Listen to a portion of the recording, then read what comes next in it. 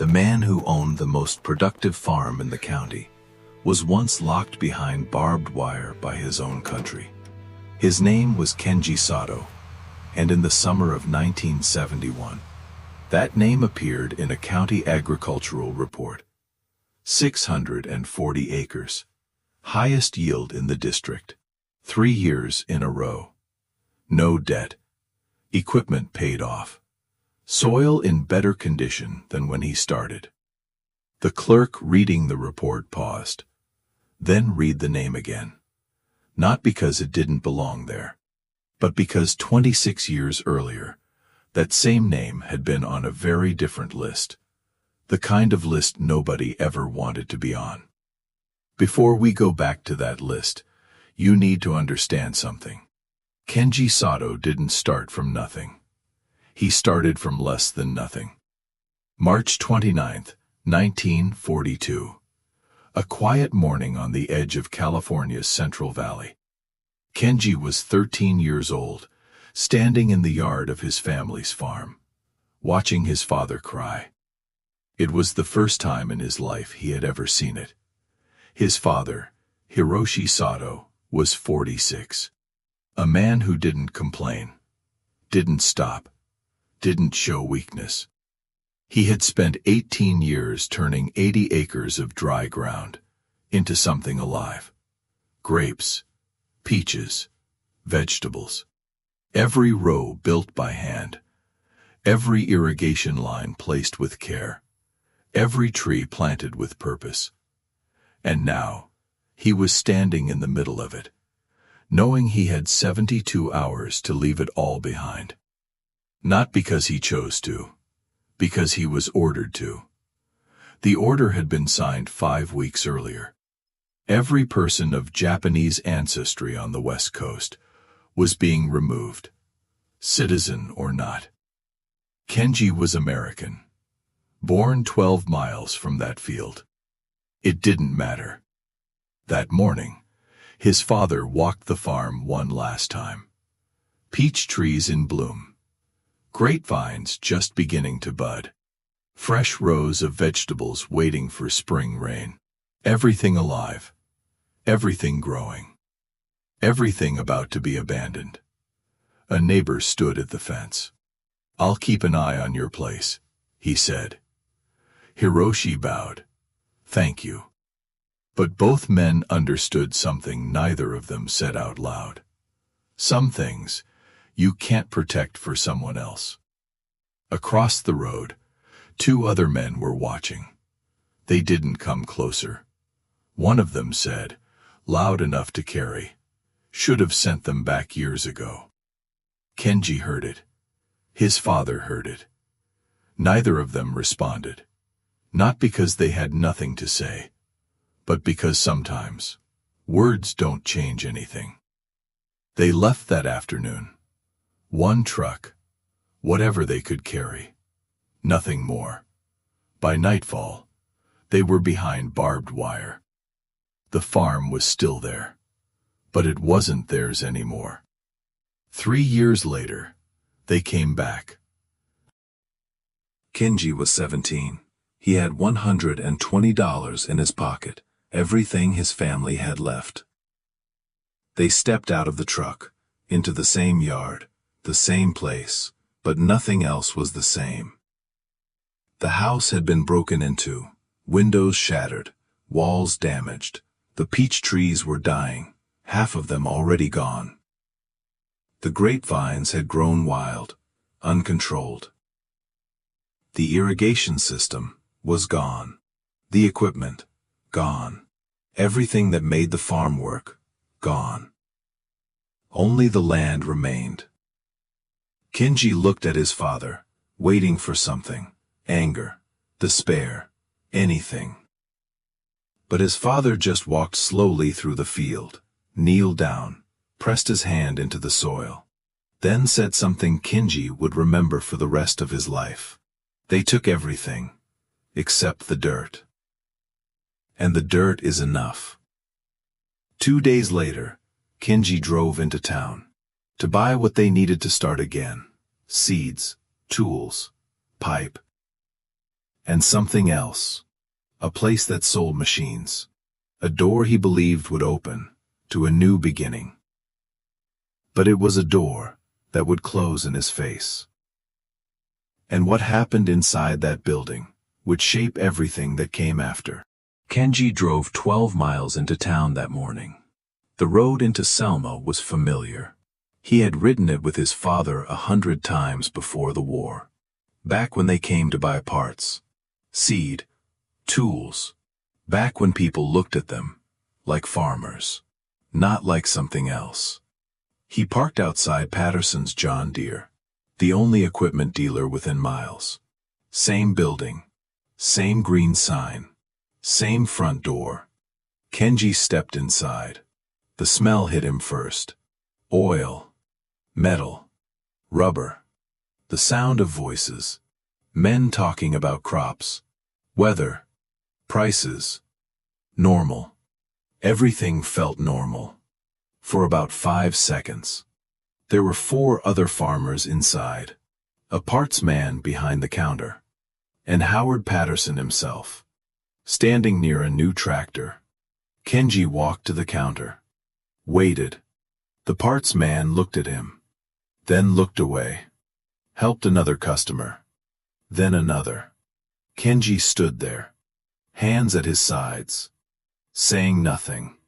5 minutes. 10. 15. Finally, he spoke. "Excuse me.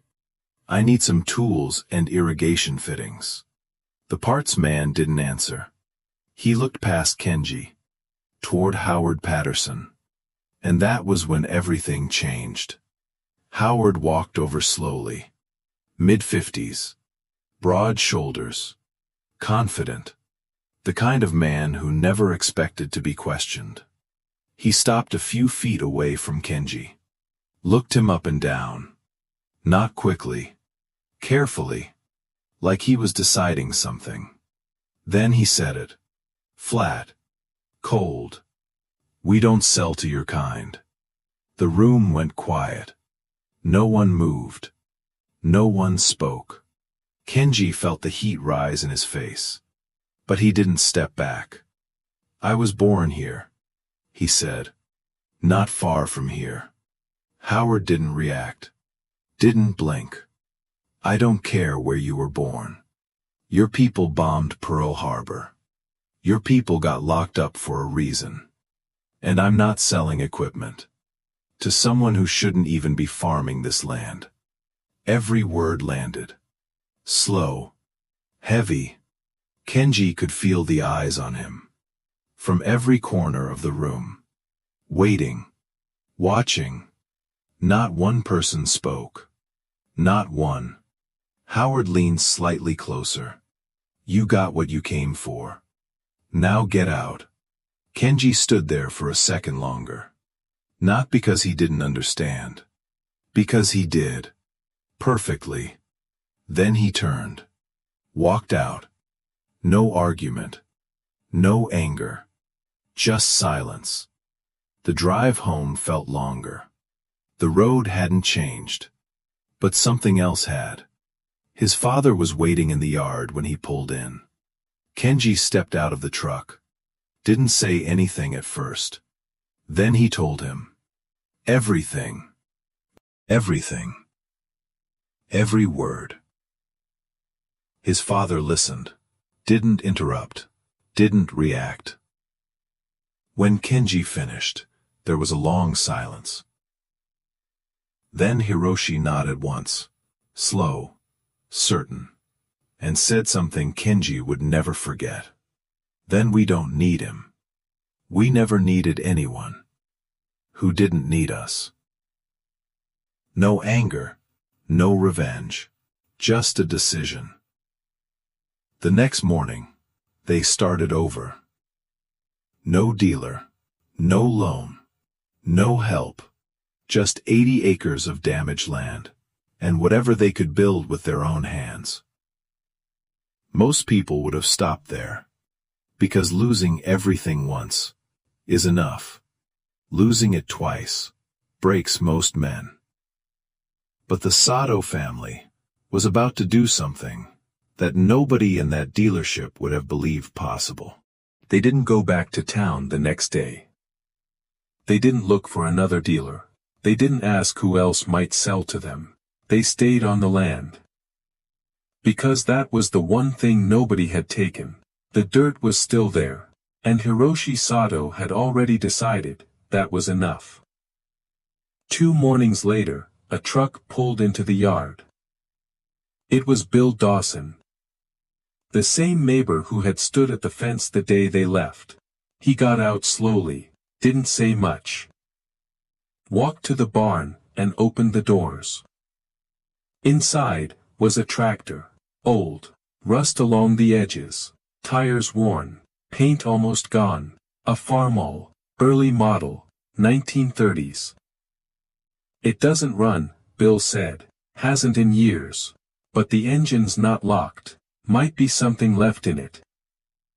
Kenji stepped closer, ran his hand along the hood, cold metal, still solid. His father nodded once. They didn't thank him with words, they thanked him by getting to work.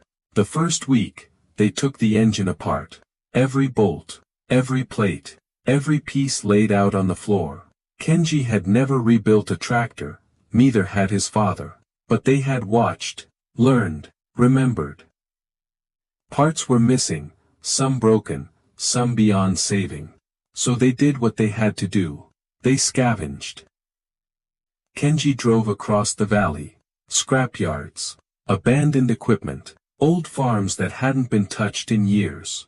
He brought back whatever he could carry. Pistons, gaskets, belts, bolts that didn't quite match. Nothing new, everything used. At night, they cleaned each piece by hand, filed what didn't fit, adjusted what almost worked, put it back together slowly, one part at a time. 6 weeks later, they turned the engine over. Once, nothing. Twice, a cough. Third time, it caught. The sound filled the barn. Loud, rough, alive. Kenji stepped back. His father didn't. Hiroshi walked forward, placed his hand on the hood, closed his eyes, didn't say anything. He didn't need to. That tractor became everything, not because it was good, because it was enough.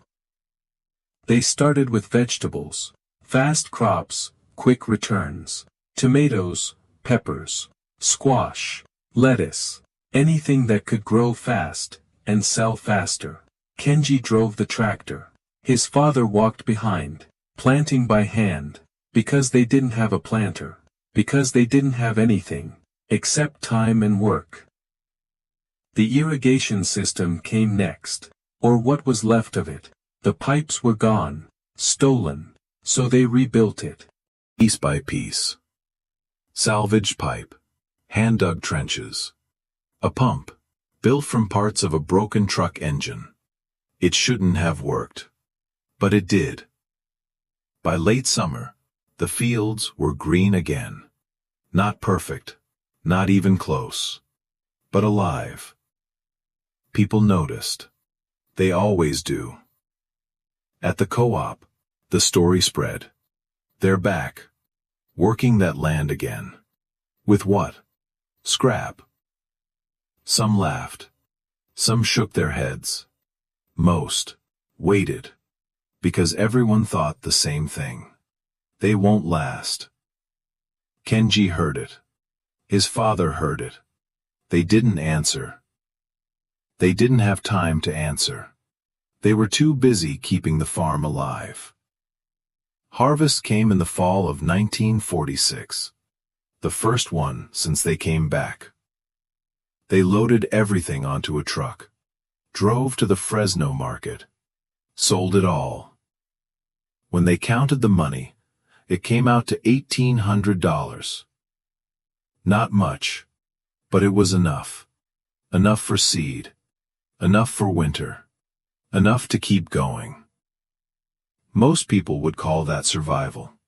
Barely holding on. But Kenji understood something different. If you can rebuild something from nothing once, You can do it again. And what they were building now was stronger than what had been taken. Because this time, they weren't depending on anyone. And over the next 20 years, that decision would change everything. The farm didn't grow all at once. It expanded quietly. One season at a time. One decision at a time. By 1948, the original 80 acres were back.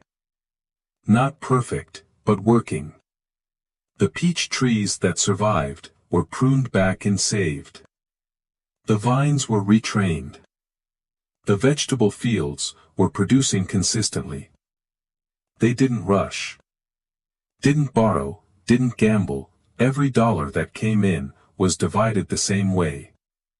Some went back into the soil. Some went into the family. And the rest went into the bank. Kenji learned that from his father. Not from a book, not from a banker. From watching. Because his father had already seen what happens when the world decides to take everything from you. You don't build on systems. You build on what you can hold. By 1960, Kenji had $40,000 saved. Cash. That was when the first opportunity came. A neighboring farmer, retiring. 160 acres. Good land. Worked for years. Kenji showed up to look at it, didn't say much. Walked the rows, touched the soil. Looked at the water lines. The owner watched him. Then said something unexpected. Your father helped me once. Fixed a pump I couldn't afford to repair. He didn't charge me. He paused, then added, I've been waiting 20 years to pay that back. He lowered the price. 10%. Kenji didn't argue. He paid in cash. That was the first expansion. It wouldn't be the last. 1965, another 120 acres. Cash again. 1968, a larger piece. 280 acres. An estate sale, other buyers were interested, but Kenji had something they didn't. Money ready. No bank, no delay. He bought it. By then, people had started noticing. Not everyone liked what they saw. Some farmers remembered, not the work, not the rebuilding, the past. A petition appeared, quietly passed around. Asking the county to investigate how Kenji was buying land. Suggesting something wasn't right. The county looked. Checked records. Checked payments. Everything was clean. The petition disappeared, no one claimed it. Kenji never asked who started it. He didn't want to know. If I spend my time thinking about people who don't want me here, the planting doesn't get done. By 1970, Kenji Sato owned 640 acres. Free and clear. No loans, no debt. The same boy who had stood in a dealership, being told to leave, now owned more land than most of the men who had watched it happen. But the land wasn't the most important part. It was what he did with it. He paid his workers more. Not because he had to. Because he remembered. He provided housing. Because he knew what it meant to have nowhere to go. He helped neighbors when they needed it. Quietly, without keeping score. Including Bill Dawson. The man who had given them a broken tractor when they had nothing. Bill was older now, slower. Kenji showed up one harvest and simply started working. Didn't ask, didn't wait. Ran Bill's fields alongside his own. For 3 years. When Bill finally retired, he sold his land to Kenji, below market. Kenji tried to refuse. Bill didn't let him. Your father would have done the same. That was how it worked. Not contracts. Not deals. Memory. Respect.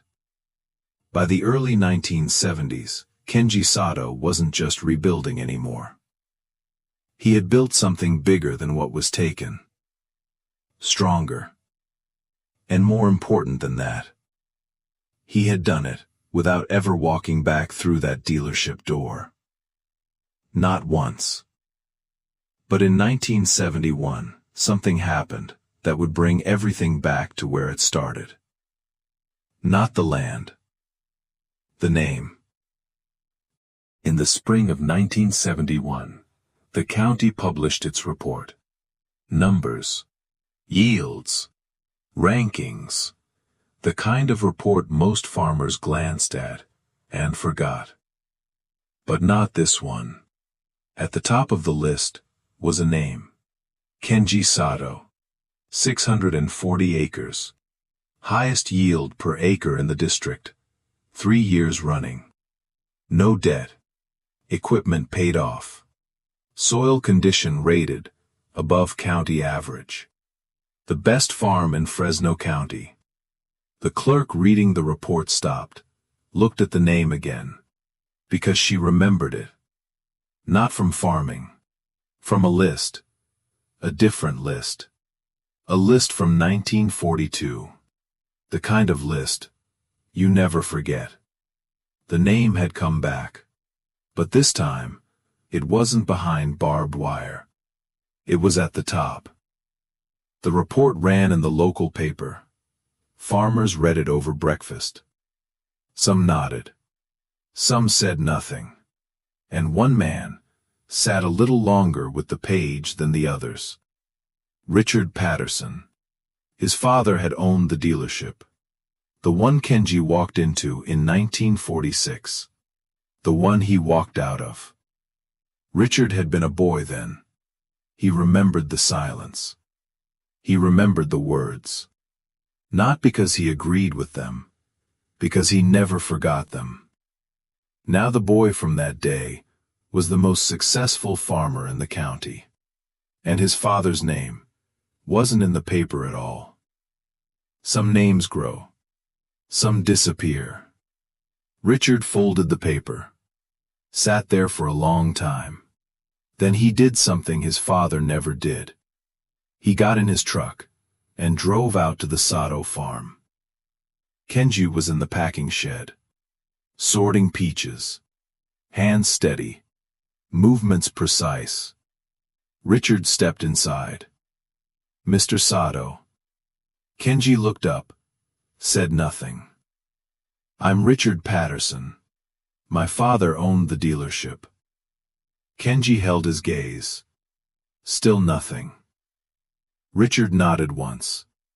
I know what he said to you. Silence. I've known my whole life. And I've been ashamed of it my whole life. The words stayed in the air. Richard took a breath. I can't change what he did. But I wanted you to know that you were never the problem. Kenji studied him. Long. Careful. Then he spoke. I appreciate you coming here. That took courage. Another pause. But I built this place. Without your father. And I never needed that door to open. Richard nodded. Didn't argue. Because there was nothing to argue. Some things don't get fixed. They just get outgrown. Richard left. Kenji went back to work. Sorting peaches, same as before. Because for him, nothing had changed. The work was still the work. The land was still the land. And the lesson his father gave him was still true. They took everything, except the dirt. And the dirt is enough. Kenji Sato didn't rebuild his farm to prove anyone wrong. He rebuilt it because it was still there. Because the land hadn't left him, even when everything else did. And in the end, that was the only thing that mattered.